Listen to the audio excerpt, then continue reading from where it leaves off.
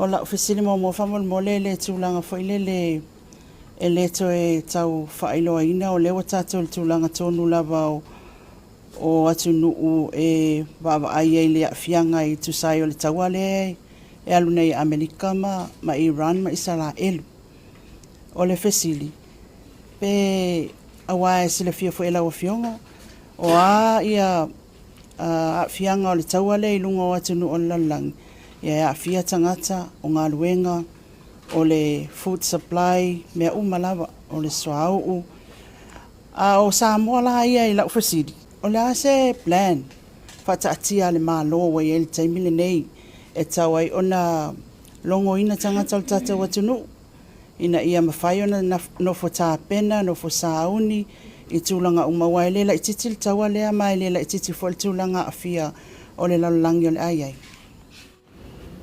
Ia sa ave le fatunu ngal ka peneta im tanga luenga umala val malo e tapena mai ia tatou fufunga lo mau le alana teipola nei lumo tatou ka peneta mua a mai le tūlanga lo i el tatou malo i te tonu le ono masina tarun tūla i whainga malo fo leo taunu e voi sa tatou tel noa lava ya so ma whainu mela ai talafu tupe maua Foreign Reserve GDP leo taunu ulen tufa ya tatou basoran teatu nei tatou polkalame leo tapena e leo tapena fatumtumu lima o le tauala e alu e o mai ngalu inei e le whapele o mai nei food supply petroleum supply o me uma le tatou te whalango lango i e tatou import o mena le la tatou vai mua e o runga tau o supply o me faufale ma mena e den fain tatou alafia ai sea o mea le tatou te whalangolango i o imports al me ta ua lava i e teimine nei le sa tatou whai ai pēa le una i le nei ia e awana i sioki e tatou me tau mafa tatou vai le teimine nei o a me tau mafa mai fafo le tatou te whalangolango i mafuri uma tatou me ai me mai fafo nono wing le lava una ia tu tatou le me lava lo te pese ai fa ia lava tatou me an o a me fain tatou ta penanga nei ano manfasi ia tu langa fo o fa e masani ano fatu ai fa ia lava mo fa ia lava pua o povi o mamoe o a mati nai e le tatou le to alo fia tatou le rol me topu ia tatou vai le ngate fale ma meu o mena le tau tatou titilo ye ma e le tau tatou fata mala tau tatou tapena le tu tau swau o mano o tarsanga ya ni sile so ni mai a te ia tatou fale ton o le tapena le fono fa bito le vai aso nei o mano to fia le fionga le sui par me ato lupe e te fono i le va le treasury ma tatou petroleum supply PPS ina ia wani tatou fa le tonu tulanga le soa mo tatou e fese fo i le tatou wafi moli ma me ma le tatou tia lua le temi tatou tapena mai le titi tatou tapena ngana mene na ia a fa pe foi fa le tonu tatou supply le temi ni ia tatou apa ya ni sila e foi tutuila a tira fata mala ya tutuila langa le fata mala Amerika ya tutuila ma tua fol tatou unleaded lena mua introduce mai samo tutuila na lau mai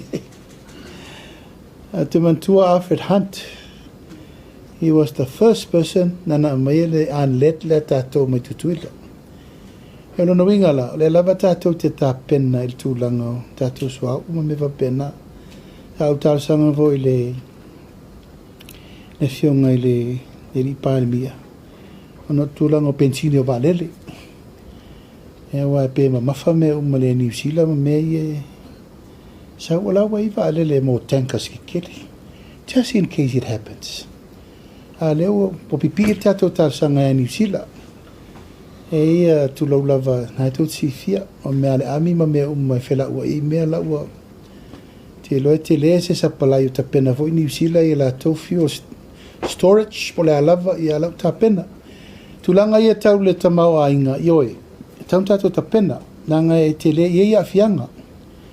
Mantua tatou tupe la fo mai, tatou tupe lo wha nganga mai fo, mea lo wha tangata mai fafo. Yeah, fia New Zealand ma Australia, fia fo tatou. So we expect, the change. We expect le whetuna inga. Mo tatou la vaia. Tau tatou ta pena. Me fo le avatu I lava wha malu si au. Me siri ma le taua. Le wai tupe I tu malo. Ia a fio lola ia ta pena me umal me tau ta pena e. Ina ia wana I tatou tolia. Lau fionga la silona lua o le matanga o fia ia o lau saunoanga u whaafonga fo ile tātou atunu uia me se fo i o le au whaasalau lalangi I le lua talanoanga ma le Palemia o New Zealand. Ia le tātou whatatanoanga fo I mawhasilia le autostala e whapea e te alofa muti valea I le tātou media. Ia o se vaenga o malo whaatem kalasi. Lau fionga o oia le tangata lau I lo te ilo e sila fia lei. Lau fionga le public figure. Ia mai tele foi tionga lau fionga le taimil nei e mese foi. Ia o le umi lava o le nei foi paia inga o le afa pena lava o na le malolo le tele o tionga. Ile mata upu ma le Samoa Observer. Pe e tu atu ai wha apea se fesili. Ea ele I tawhane le finangalo lau fionga le tūlanga lea. Pe a mai tau o lewa e saunoa, o tūlanga tonua ia o malo whaatem kalasi. Ila mātou fo I tū vai. Nā se tō whai lau fionga. O lairo le observer me whai. O te le manatu e whaere lea fua, lau fionga lilo mai a val tārsanga le observer ia. Hela ti fiel me tauna whai. Ioe, a lea e tau whasoa atu le te leo me se le ai whai. Yo mai le so le ai fai. E re o fua se tap. O la manau e la o te wha alo alo atu. Ai le mawhau mai la. Let's be fair. Let's be very fair. Yo le ai tau wha so so. Yo sa mo le tatu te iei. Al fare vera, tu low lava. O politicise le pepa. O pusa o alena. Te mi o sano malifa, I respect the man. A tusi a sano malifa yaso ia. E sau maleo o ngata ua sau. Te mi nei, wale ke al tangata la tia tusi. A sau e fasioti o ilan defamation, faya. Even if it's right or wrong, e faya. Fai mal mauti no, fa tau tar tau vale. A aso ia le mena le no apatu per mele, tu lola. Wale tu tusa le ma fau le tangata na fau le va. E me tangata fau le vele va. Le a iei au wale fa iei mea. Awe vei o maltaoni. Fa tau tu tu, e reise se fa tau tu le malo. O le malo sa moa e va aia tangata u. E la va fena oso se alofa e fia va aia tu. Ina le ma fau me le vai. Te musu e fatu sa tala langa le te wale va ali. Pa fenga iei. Ele o fua se tapu. Le tai tia ele o fisa o leo upu na fai. O atu a sori lo fonu. O kaka fai am kuara ia ni ma fau. Ko e fai si upu I lunga atu o mere sao ma le tarwhenga. Le no fula o whenga renga le maru. Le ai se fato e setasi. O la tu faula vape. Ai fa fe o tau. Fa fe o tau ia tau te sava vari rungo le leinga. Ma tau wa mana ia le tarsanga atu le malo. Ia mai a ingo tatou tala ma upu ia fai. Ia e tatia whapea. Ai lai loa lava e tau fai mele tarsanga le observa le la te loa e la tau me tau fai. Observa olo uwa ai le tūlanga fai le peona e sau noa ia laksen. O I tū ia o le o malo whaatem kalasi. A tau wa aine le moni o lau tala le fai atu. Na tau wala au ma ia te au ina walo loma le fai ngā wālote. Wala au ma tau tau tau. Tu le epa, fie me, ma, na tau iai uma. O aina apia. Na oha ua na apia. Oha una. O te amana ia o tau. Wa iai sa utala na lau waisi o tau e wha valvalea stofu siri fai mai. Hei se upu. awa upu na lafo ia oto. Lafo. El mena lea. Ele taimi. Ele taimi se longa te vaai atu a ngai mai le mea wai lol me taunu fai. Ele toa fai la ia. A voi ava no vai o mar taimi nel tato media council. O fea la suru ia o te el mano. Ele se media council. Awa o man fatu la ngatu le mea ngai ai tau pulengo me vapeni. Ia sa o loto la ia pule le tangata. Ai tati mai. Langa whailele wa mai atu fo il saufa i laksen wa nga i New Zealand ia il tūlanga o toi foi. E le o malolo e le tele o tala o le fia. Si le fia foi il tātou o tunu o le mea umana tutupu. O le tūlanga foi le pe ona tai watu le press release le official malo i le tūlanga lea i le porkalame pe ona tā ua.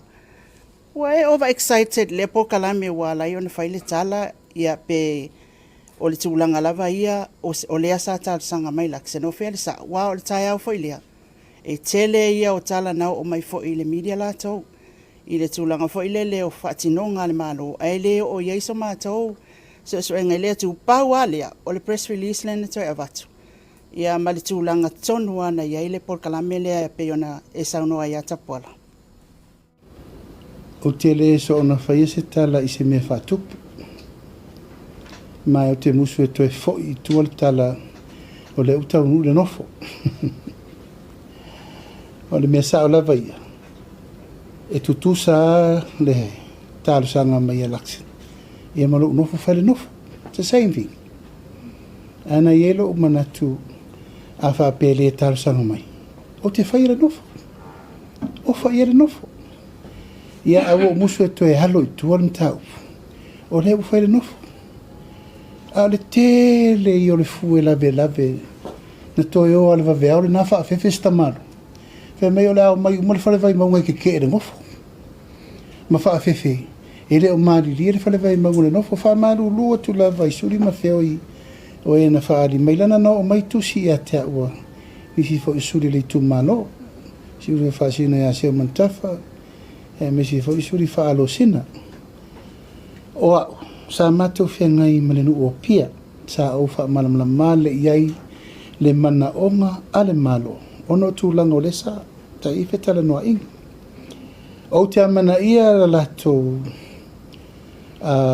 tūlanga te te ea nei le nofo pa wale mea no tue vala au i le tū malo ia tū le tufunga ia ma le whaipule o le ale tūlanga sa o le mta upu ona e whapea tato mea, e le ia nino fo te tere whapea le pisa whapea. E ia ial tūlanga o te te, ai tau te soa le pule. O whea la e li lifa iai le lau tele o le langolango. Ia le mena nai whai. Ia, ai e se fol tato porkiki ne, e se fol porkiki le e whai mai New Zealand. Wa lau sau fo i whaasolo atoa i e sui o isi vanga whau whai. E re mana na o tupu le mele, ona le la wha alo Samoa, ma le maro Samoa, ia laksan. Ia, o le wawea o ale nā ua taunu mai nei, ai o maritala e teo, ua popole laksan, e re wha taunu ina lana nofu. Ona uwhai mai e to o varu se lau, wafe tangata ia la o mai sorte te. O le mai tau la si pare mio New Zealand. O se mea e mata ngalo na sau e whaila na nofu. Ia e ali ni winga va pe te eni sila na nof. E ano fa malo sia le tai va vea na una walongo. Ele fa le tato foreign affairs. Fa tu le fa tar o tato upu ele fa yeru ngor ker fongi. O le pasa ni New Zealand o le hai komsina New Zealand no mai tala no. E pe ono fa yatu. Pe talo sanga mai laksen ila upu le na fai. Pe le talo sanga mai fo ai o fa o le me atasi. It's the same thing. Pau mea no manatu ai. A le tau nuu le nofo a le pāle mio New Zealand. O la te lele a fianga le tātou wafa a whenga i rono winga.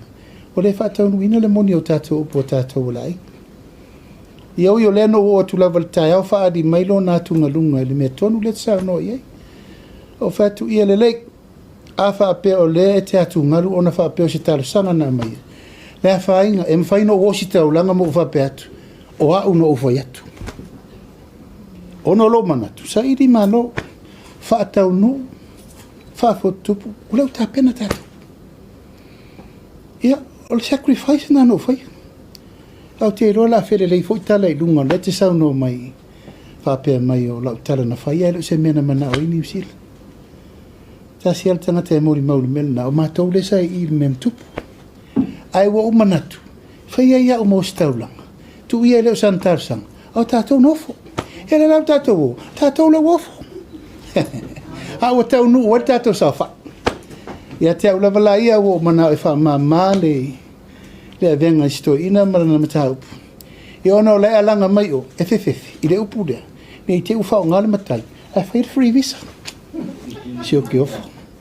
Ona e se fōle me laika kiki mai eisi pā ki la ngiusir. I le mele isto ina. E no fatu le, ia, o te poli. Le la tau ia le upu lea.